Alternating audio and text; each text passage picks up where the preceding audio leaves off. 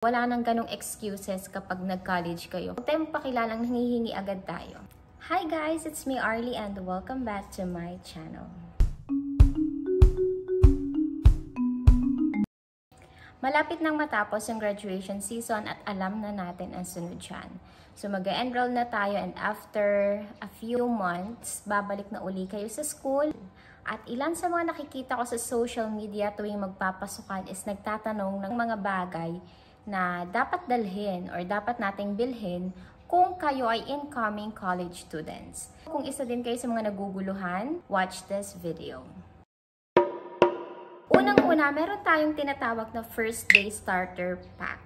Yung mga talagang kailangan o hinahanap tuwing first day of class. Ang nilalaman ng clear envelope na yon ay ang inyong mga ID picture. So mag-ready na kayo ng 1x1 and 2x2 picture kasi lagi siyang kailangan talaga.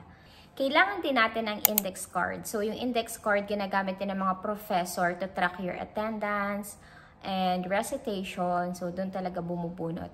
And usually doon nilalagay yung mga pictures nyo. Depende kay professor kung ang gusto niya ay yung 1x1 or yung 2x2 picture. Para makilala kayo ng professor at yun nga, for tracking of your attendance and recitations, quizzes, or exams. Ganon. Kailangan nyo ding dalhin sa first day of class yung inyong registration form and receipt kayo ay nag-enroll. Sometimes, hindi pa talaga clear yung list or hindi pa finalize.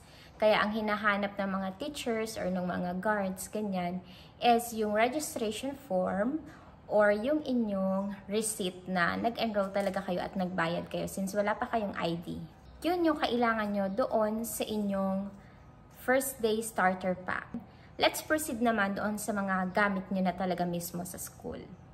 Meron ako ditong nakalista na 8 things na kailangan nyong bilhin as your basic needs kapag pumasok kayo ng college. First one is yung yellow paper. So yun talaga, yung mahalagang mahalaga. Tayo magpakilalang nanghihingi agad tayo. Maganda na yung prepared tayo. Mas maayos na tayo na yung may dala ng sarili natin. So, yung yellow pad paper ay madali na naman siyang hatiin kung kailangan nyo ng lengthwise, crosswise, or 1/4 sheet. At ang partner ng papel ay ang ballpen. So, black and red ballpen, hindi lang siya sa pang first day. Kailangan everyday ready tayo tuwing papasok tayo.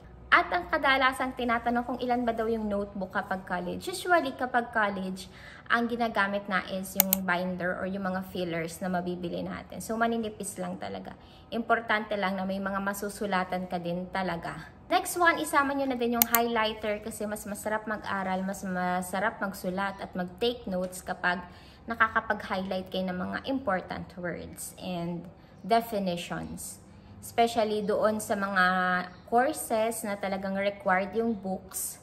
Required kayo bumili ng books. May mga subjects na kailangan may libro kayo. So, napakahalaga na meron kayong highlighter.